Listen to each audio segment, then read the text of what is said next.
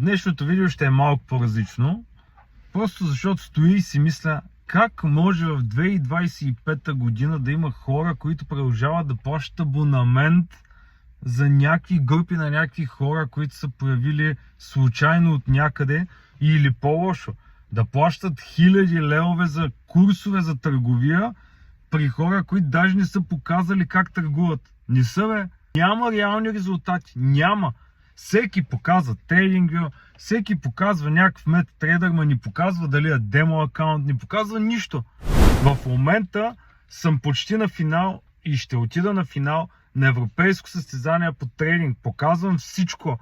Показвам си акаунта всеки ден. Демонстрирам какво правя. Вчера беше дошъл човек в офиса при мен, който прекара един момент, в който пуска агресивна сделка и каза, че това е бил най-големия опит, който е получил през всичките си години до сега, гледайки ме как търгувам с моят личен капитал. Всичко пред очите му. Всичко е безплатно. Пиши искам в коментарите и скачай в комюнитито, защото смятам да започна и лайв търговия, да показвам всичко нагледно, защото щом един човек твърди, че това е било по-полезно от всичко, което е учил до момента, значи може би си заслужава.